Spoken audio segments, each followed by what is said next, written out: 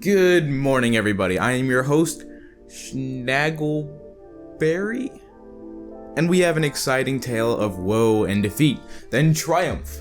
I spent the first few hours of my morning recording this video, and then it decided to disappear from my computer. I don't know where. I searched my trash bin, I searched the entirety of my hard drive, but the video file just doesn't exist anymore.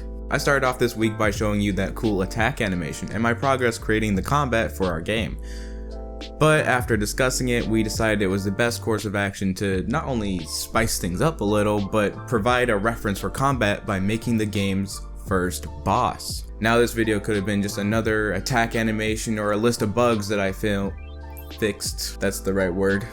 But when developing this combat system, the main goal is for it to feel good and meaty.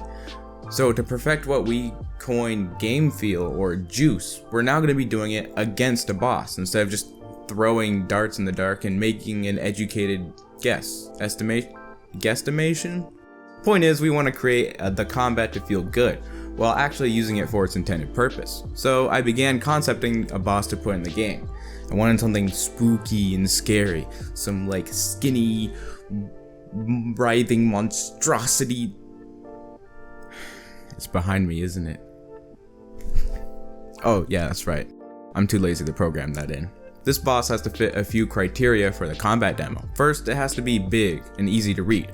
This way, when it telegraphs when it's about to attack, you can read it and tell when to dodge. This mechanic will be a big part of fighting enemies that you just can't kill in a few blows, and I'm a huge fan of hidden tutorials. Now we enter the concepting phase. We don't want to spend too long making the model or animations, as at this point we're not sure if it's even going to make it into the game.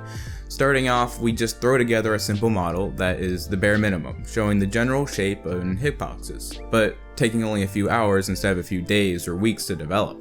The idea of this big, scary scarecrow came from me just browsing the internet and getting random inspiration for this peg-legged, skinny, fast monstrosity of a thing. After bouncing some ideas off my brother, we looked at Bloodborne and their bosses. Then found some reference images and I got to work. A couple hours passed by and the model is now done. I have gone ahead and skipped the painfully simple but tedious rigging phase. I present to you, dear viewer, the first attack animation for our boss. It's nothing special, but it's enough for us to now decide whether or not to keep it in the game and start making the finalized version. Now, I keep saying we and reference discussing stuff, but it's not just the voices in my head. They've been relatively quiet recently. I think it's the dung beetle juice. Essency Studios is not just me. There are some really talented people who are volunteering their time and effort just for the promise of revenue share down the line. You've seen Philip's art in previous videos, you can commission them down below. But today we're going to be taking a look at what Dayton has been up to. He has thousands of hours poured into games, creating maps and level designing. After They Can't Stop All of Us was released, he was one of the first to join the Zor development team. He has designed some things with placeholder models and assets, but after a while of not having any finalized world assets, we needed to reapproach how we're doing this. After learning a bit of the level design side of things, I became familiar with the strategy of grayboxing. It's where you make the whole world out of block art, then go over and replace it with the finished environment assets after you leverage the ability to iterate and polish quickly with using this system. There are a few tools that Unity has implemented to help with this process, and those are ProGrids, ProBuilder, and Polybrush, all of which were a simple plug and play, except for ProBuilder.